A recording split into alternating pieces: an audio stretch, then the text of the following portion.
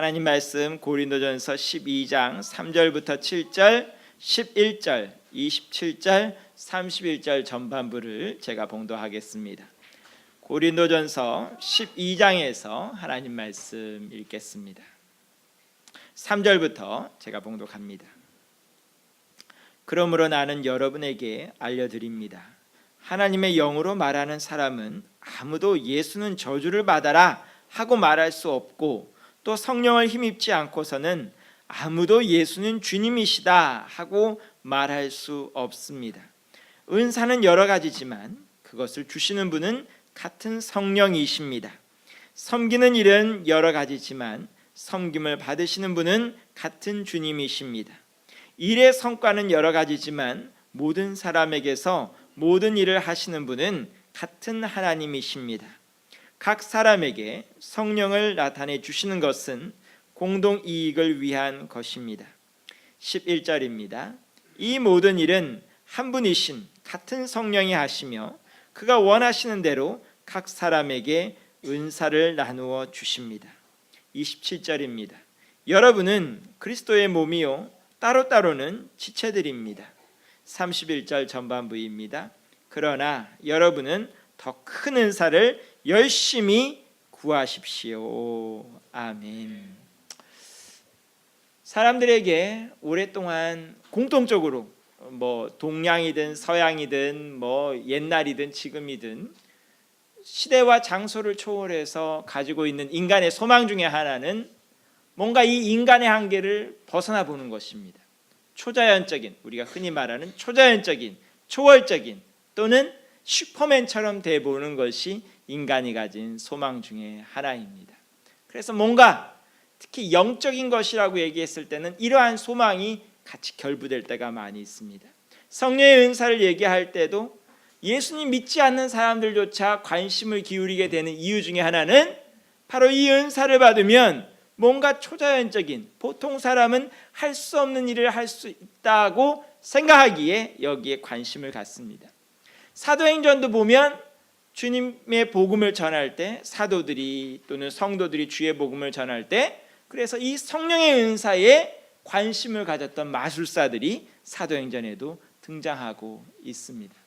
그렇기 때문에 오히려 거꾸로 교회 안에서도 이 성령의 은사에 대해서 오해도 많이 있고 잘못된 개념을 가질 때도 있고 잘못된 소망을 가질 때도 있습니다.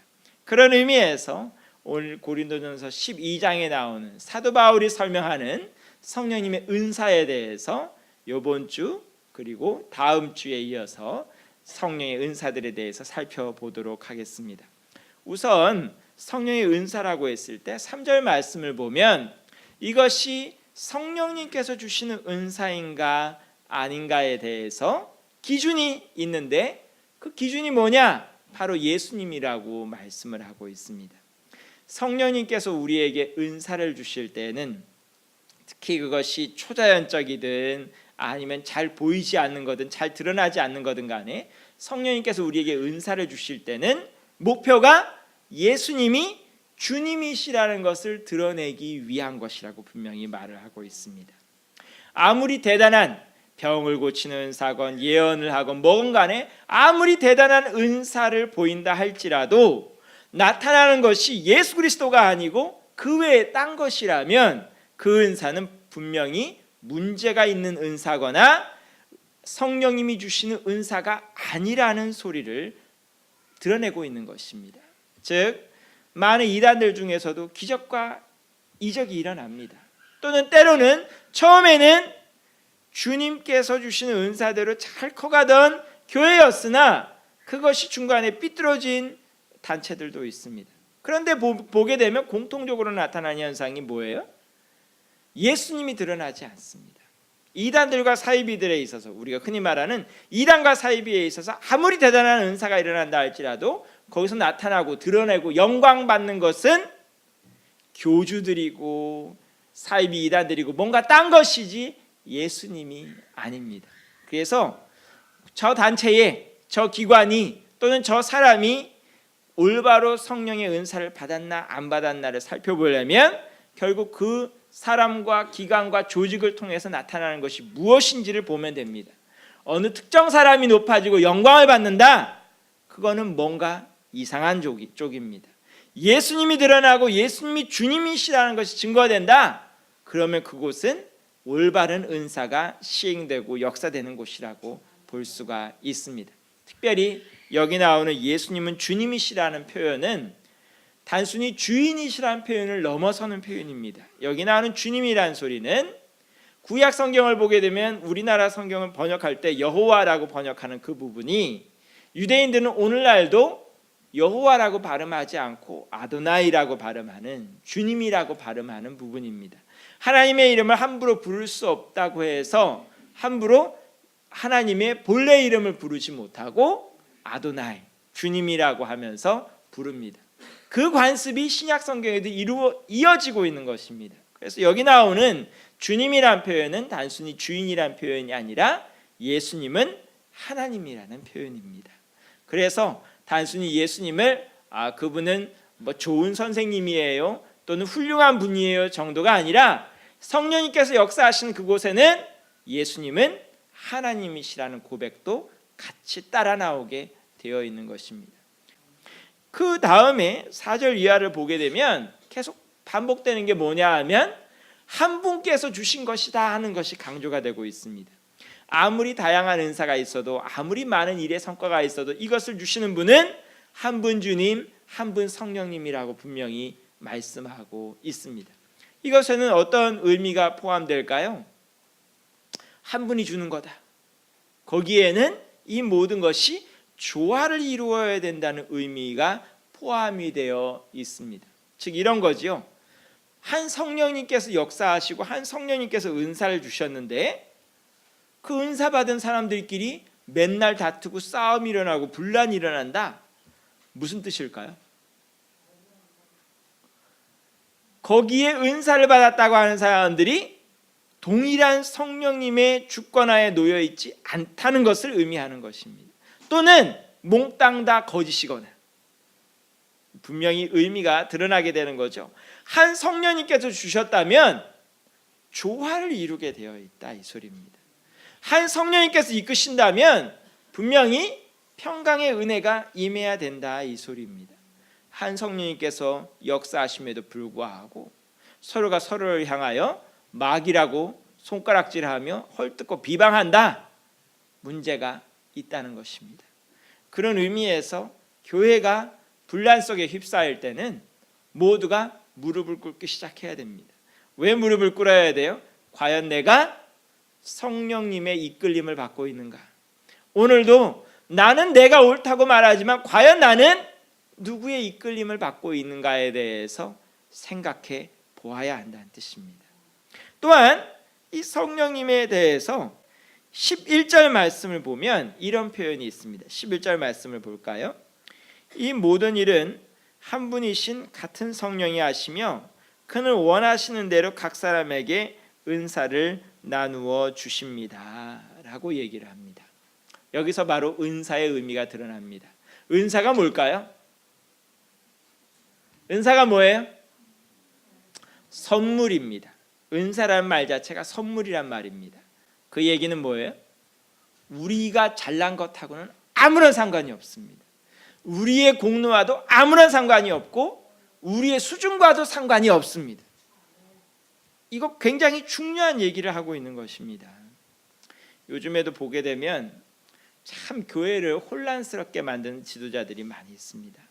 특별히 성령운동 한다는 쪽에서 굉장히 교회를 때로는 불안과 공포에 몰아넣기도 하고 때로는 잘못된 방향으로 인도하기도 하는데 그 중에 하나가 바로 이 은사가 선물이라는 개념에 대해서 개념이 올바로 서지 않기에 자꾸 혼란을 가지고 옵니다. 어떤 분들이 이러죠. 방언의 은사를 받으려면, 예언의 은사를 받으려면, 신유의 은사를 받으려면 회개기도부터 하고 막 1시간씩 2시간씩 열심히 기도해야 은사가 주어진다고 얘기를 합니다. 이것은 절반은 맞지만 절반은 틀린 얘기입니다. 왜요? 절반이 맞다는 건 무슨 뜻일까요? 우리가 주님 앞에 선물을 받기 위해서 준비된 자세를 갖춰야 되겠죠. 아무리 선물이 우리의 자세나 태도와 또는 상황과 상관이 없다 할지라도 우리가 선물 주시는 자 앞에서 준비가 너무나도 안 돼 있다면 선물을 주시는 분이 우려를 하거나 생각을 하게 되겠죠. 고민을 하게 되겠죠. 그런 의미에서 우리가 회개도 해야 되고 선물을 받을 준비는 해야 되겠죠. 그런 의미에서는 맞는 이야기입니다. 하지만 절반이 틀렸다는 얘기는, 이 얘기 중에는 우리가 대단한, 꼭 우리가 불교나 다른 종교에서 뭐해요? 돌을 쌓잖아요, 그렇죠? 내공을 쌓고 참선을 하고 돌을 쌓아서 뭔가 얻는 것처럼 우리가 뭔가 다른 사람들과 특별해야 은사가 주어지는 것처럼 착각을 하면서 은사가 주어졌을 때 우리가 남들보다 우월하다는, 뭔가 남들보다 낫다는 잘못된 개념을 가질 수 있기 때문에 절반은 틀렸다는 소리입니다. 이 얘기가 복잡하다면 이렇게 얘기를 해보죠. 저한테 방언의 은사가 주어졌다. 그러면 제가, 그리고 저한테 방언의 은사가 주어졌고 만약 이정수 집사님한테는 방언의 은사가 없다고 쳐요.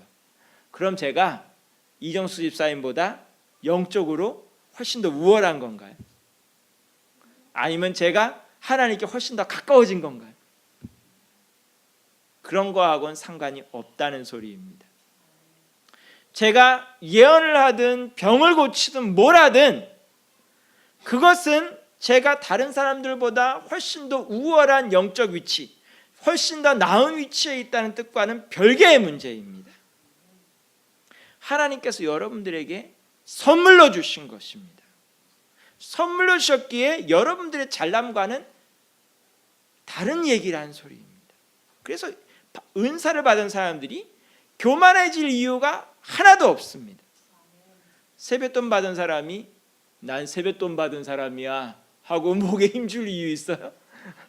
그런 건 아니란 말이죠. 선물을 받았다고 해서 그것이 목에 힘줄 이유가 없고 큰 소리칠 이유가 되지 않습니다.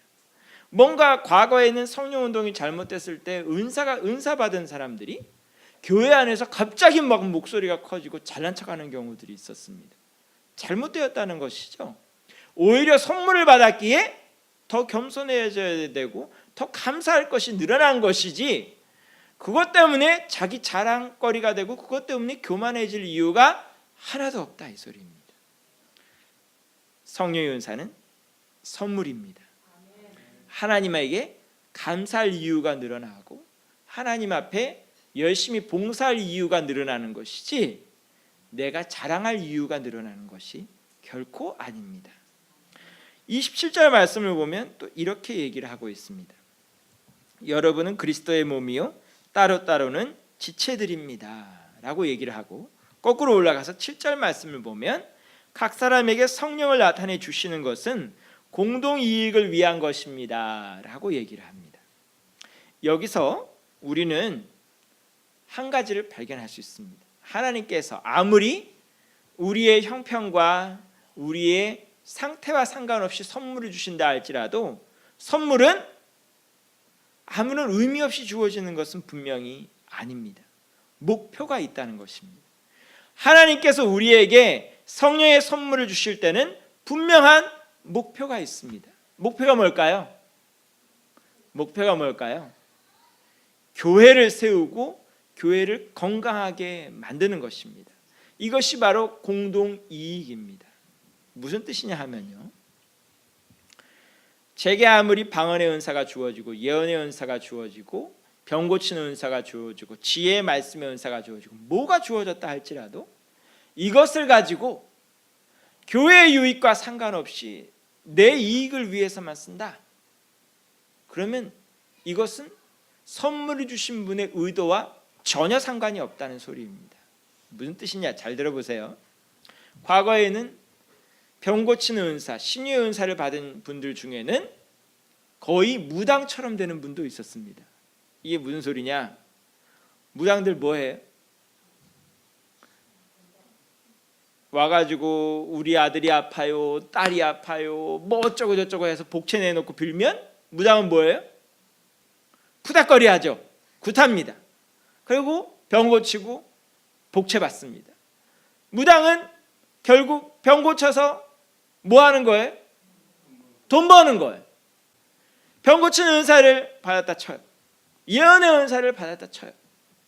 근데 그것을 가지고 여러분들이 만일에 꼭 무당하듯 어떤 사업 비슷하게 사무소 차려놓고 오는 분들에게 헌금이라는 명목으로 헌금 받아 제끼면서 교회에는 아무런 유익도 끼치지 못하고 그거 가지고 돈 벌고 명예 올라가고 뭐 각종 강연 다니고 여기 강사로 다니고 하면서 자기 재산만 잔뜩 불리고 있다.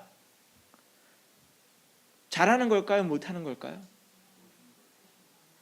잘못된 것이죠. 그것은 사실상 예수님 이름 팔아서 거의 무당이 된 것이지 그것은 성령의 은사를 올바로 사용하는 것이라고 볼 수가 없습니다. 은사를 받았으면 그거 가지고 뭐 해야 돼요? 교회 안에서 봉사를 해야 됩니다. 그거 갖고 무슨 봉사를 해요? 교회가 더욱더 세워지고 건강해질 수 있도록. 나에게 병 고치는 은사가 있습니까? 그럼 뭐 해야 돼요? 꼭 무당이 복채바라듯이 그러고 있으면 안 되고 뭐예요? 다니면서 병 고치는 은사 가지고 전도도 하고 교우들을 돌아보면서 연약한 사람도 있으면 붙들고 기도도 하고 예언의 은사가 있으면 그것 가지고 교회 안에 혼란을 조장하지 말고 예언의 은사 가지신 분들 중에는 막 교회 안에서 막 교회의 질서를 막 무너뜨리고 막 황당하게 만드는 경우들이 있는데 그러지 말고 예언의 은사를 가지고 그 사람이 마땅히 나아가야 될 주님 안에서 바로 걸어야 될 길을 제시해 주고 뭔가 교회가 하나 되고 서갈 수 있도록 공동의 이익을 가질 수 있도록 도와야 된다 이 소리입니다. 그러면서 교회가 건강하게 만들어야 됩니다. 건강하게 만드는 것이 무슨 의미냐? 제가 교회를 세운다고 하면 많은 분들이 오해를 하는 것 중에 하나가 요새는 교회 안에서도 많은 스캔들이 일어나고 분란이 일어나는데 그 중심에 목회자가 선 때가 많이 있습니다. 그런데 제가 아무리 목사지만 목사 편을 무조건 들 수는 없습니다. 분명히 목사 중에서도 또는 장로님 중에서도 권사님 중에서도 잘못된 선택과 잘못된 지도력을 발휘하는 경우들이 분명히 있습니다. 교회를 세운다는 것은 무조건 허물과 문제가 있을 때 덮고 지나가자는 얘기는 결코 아닙니다. 교회가 건강해지려면 어떻게 해야 될까요? 그때그때 다른데 때로는 덮어야 될 때도 있지만 때로는 드러내고 도려내야 될 때도 있습니다. 고린도전서도 보게 되면 아예 쫓아내라고 하는 경우도 있는 거죠. 그렇죠? 교회 안에서 도려내고 외과적인 수술을 해야 될 때도 분명히 있습니다. 지적하고 회개하게 만들어야 될 때도 있습니다. 성령의 은사는 교회를 건강하게 만드는 데 쓰여져야 하는 것입니다. 예를 들자면 이런 것이죠. 만일에 투시의 은사, 성경에는 그렇게 표현이 잘 안 되어 있지만 흔히 말해서 투시의 은사, 예언의 은사 가지신 분들이 있습니다. 이런 분들 보게 되면 예언은 사실상 정확히 말하면 앞일을 얘기하는 것만 예언의 은사가 아니고요. 하나님께서 말씀하시고자 하는 것을 대언하는 것 자체가 사실은 예언입니다. 그런데 예언의 은사 가지신 분들 중에 때로는 우리는 잘 모르고 못 보지만 상대방이 가진 죄와 허물들을 보는 경우들이 있습니다. 그런 경우에 예를 들자면 모든 사람들은 잘 모르고 덮고 지나가지만 그 사람들, 그 예언의 은사를 가진 분이 볼 때 분명히 이것이 병폐가 커지고 있고 문제가 일어나고 있다. 올바로 쓰는 것은 어떻게 쓰는 걸까요? 교회 지도자와 연합해서 그 사람을 적극적으로 권면하고 그 자리에서 나오게 해야 할 것 아닙니까? 그래야 교회가 건강해지는 것이죠. 교회가 부패와 온갖 비리로 찌들어져 있고 문제가 있어서 속으로 무너져 가고 있는데 그것을 수수방관하고 있다면 그것은 올바로 은사를 쓰는 것이 아니란 뜻입니다. 그러면서 31절 말씀을 보면 굉장히 의아한 얘기가 들어 있습니다. 그러나 여러분은 더 큰 은사를 열심히 구하십시오라고 얘기를 하고 있습니다. 자, 오늘의 마지막 구절인데요. 자, 좀 생각을 해볼까요? 은사 중에도 더 큰 은사가 있고 좀 더 낮은 은사가 있을까요? 그러면 순위를 한번 좀 매겨볼까요? 가장 낮은 은사는 어떤 은사일까요? 잘 모르시겠어요? 그러면 가장 높은 은사는? 자, 어떤 게 가장 높고 어떤 게 가장 낮아요? 여기서 더 큰 은사가 있다잖아요. 더 큰 은사가 어떤 게 더 큰 은사예요? 이 여기서 말하는 더 큰 은사는 이제 14장과 사실은 이어서 얘기를 해야 되는 부분인데요. 더 크다 안 크다의 기준은 얼마나 그것이 교회 공동체에 이익이 되느냐 이익이 되지 않느냐에 걸려 있습니다. 이게 무슨 소리냐? 14장 가보면 좀 더 분명히 나올 텐데요.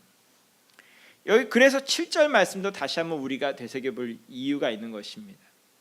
공동의 이익, 교회의 이익, 교회의 덕을 세우는 것이 더 크냐 아니냐의 기준이 되는 것입니다. 예를 들자면 이런 것이죠. 아까도 말씀드렸지만 예언의 은사를 아무리 가졌어도 그것을 올바로 바른 방법으로 사용하지 않으면 그 예언의 은사는 사실상 쓰레기가 되는 것입니다. 하지만 우리가 아무리 미약하게 보이는 은사라 할지라도 예를 들자면 글씨 잘 쓰는 것도 은사지요. 과거에는 우리 요새는 이제 컴퓨터로 다 이렇게 주보를 빼잖아요.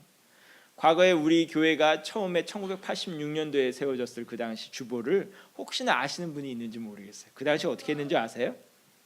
이렇게 기름종이 비슷한 것에 이렇게 쇠로 된 아주 날카로운 쇠로 된 펜 같은 걸로 하나하나 글씨를 써요. 글씨를 써가지고 하나하나 새겨가지고 그것을 이렇게 페인트 칠하는 이렇게 그 둥글둥글한 이 붓 같은 거 있잖아요. 그런 거 가지고 등사를 해가지고 다 만들었어요. 근데 이 기름종이 같은데 이제 쓰는데요. 그게요. 이제 컴퓨터로 요수 칠 때는 한 글자 틀리면 그냥 그것만 고치면 되잖아요. 근데 그 당시에는 어떻게 돼요? 열심히 쓰다가도 한 글자 뒤에 가서 틀렸어.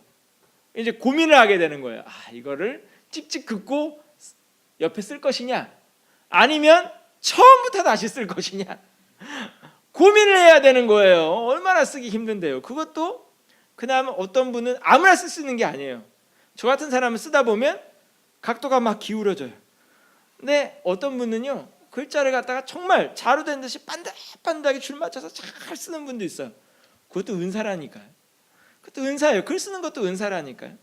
하지만 그 글 쓰는 은사를 연애 편지만 쓰지 아니하고 주의 몸된 교회를 위해서 열심히 주보 만드는데 썼다. 그러면 예언의 은사보다 더 나은 거예요. 더 큰 은사의 기준은 얼마나 공동체에 이익이 되느냐에 달려 있습니다. 그래서 오늘날도 은사 구하는 분들 중에는 크게 두 가지 오류에 빠질 때가 있습니다. 첫째 오류는 뭐예요? 목적도 없이 은사를 구해요. 목적도 없이. 아까 분명히 선물에는 목적이 있다고 했잖아요. 제가 중고등학교 다닐 때만 하더라도 한창 이런 부분에서 혼란이 있었어요. 교회에서 전도사님들이랑 이런 분들이 방언의 은사 받아야 된다는 거예요. 밑도 끝도 없이 왜 방언의 은사 받는지도 모르고 방언의 은사를 받아야 된다는 거예요. 그래서요 저도 한때 열심히 방언의 은사를 구한 적이 있었어요. 근데 어느 날 제가 중학 중3 때 저는 중등부 회장이었고 저와 잘 아는 형은 고등부 회장이었는데 고등부 회장 형은 저보다 훨씬 키가 컸어요. 제 생각에는 지금 한 헌욱이 정도 될 것 같아요. 엄청나게 키가 컸는데요. 방언의 은사 받겠답시고 기도굴에 들어갔어요. 깜깜한 기도굴에 들어갔어요. 근데 저는 한참 기도를 하고 있는데 옆에 있던 덩치 큰 형이 갑자기 쓱 사라지는 거예요. 그래서 저는 한참 기도하고 내려왔는데 와보니까 이 형은 방구석에 들어앉아서 막 울고 있어요. 왜 그러냐 그랬더니 뭔가를 봤대요. 뭔가를 봤는데 너무 무서워서 기도하다 말고 방구석 가서 울고 있는 거예요. 그 형은 그 형대로 방언의 은사 못 받아서 거기다가 무서운 것까지 봐가지고 울고 앉았고 저는 저대로 아무리 기도해도 방언의 은사가 안 떨어지는 거예요. 그래서 방언의 은사 못 받았다고 좌절하고 있고 이 뭐 하는 일일까요? 왜 방언의 은사를 받아야 되는지도 모르고 방언의 은사 못 받았다고 양쪽 다 좌절과 절망 모두 OTL 모드에 들어가 있는 거예요. 그래서 이게 황당한 거죠. 왜 그 당시에 전도사님들, 목사님들이 은사를 받아야 되는 건 열심히 가르쳐 줬지만 왜 받아야 되는지에 대해서는 잘 가르쳐 주질 않았어요. 은사는 목표가 있는 것입니다. 분명히 우리 모두는 주님께 은사를 구해야 되는데, 선물을 구해야 되는데, 그걸 해야, 선물이 있어야 우리가 주의 일을 감당하거든요. 목표가 분명해야 됩니다. 내가 이 은사를 받아서 뭘 할 건지를 분명히 알아야 됩니다. 주님, 제게 지혜의 말씀의 은사를 주십시오. 그거 뭐 할 건데? 똑똑해지려고요? 그게 아닙니다. 뭐 하려고? 지혜의 말씀의 은사를 가지고 주의 몸된 교회에서 열심히 가르치고, 후배들도 가르치고, 주의 말씀 잘 모르는 자들도 가르치고, 어리석은 길 가는 사람들도 가르치고, 뭔가 교회 공동체에 유익이 될, 내가 주의 일을 감당해야 될, 사역을 감당하는 데 있어 이 은사가 필요해요 하는 목표가 분명해야 된다는 소리입니다. 두 번째는 뭘까요? 두 번째는 바로 아까 맨 처음에 말씀드린 거와 이어지는데요. 내가 어떠한 은사를 받았든 그걸 가지고 내가 교만해서도 안 될 뿐만 아니라 내가 자만해서도 안 됩니다. 이것이 무슨 소리냐 하면, 아까 교만에 대한 부분은 제가 말씀드렸으니까 뭐 접어두고요. 자만에 대한 부분에 대해서 말씀드릴게요. 어떤 분들은 분명히 그 삶 가운데 문제가 일어나고 있고 또 잘못된 길을 가고 있음에도 불구하고 은사가 살아있는 한 잘못된 평강을 누리는 경우들이 있습니다. 이게 무슨 소리냐 하면요, 어떤 분들은 자기가 하나님과 올바른 관계에 있는가 없는가를 놓고 방언을 하는가 안 하는가로 판가름합니다. 내가 오늘 기도를 해봐서 방언을 한다. 그러면 뭐예요? 오늘 나는 오케이. 근데 오늘 왠지 기도하는데 방언이 안 나와. 그럼 뭐예요? 뭔가 고장이 난 거. 이건 아니란 소리입니다. 성경에도 보게 되면 방언을 하고 온갖 은사를 나타내면서도 하나님과의 관계는 아주 멀어지는 경우들이 나옵니다. 나에게 은사가 있다는 것과 내 삶이 지금 올바르다는 것은 별개의 문제라는 것을 분명히 알아야 됩니다. 오늘날 내게 은사가 있다고 해서 그거 갖고 자만할 이유가 아니라 오히려 그것을 가지고 주님께서 기뻐하시는 일에 더욱더 열심히 써야 된다는 것, 우리가 반드시 기억할 수 있는 이 시간이 될 수 있기를 간절히 축원합니다. 기도하겠습니다.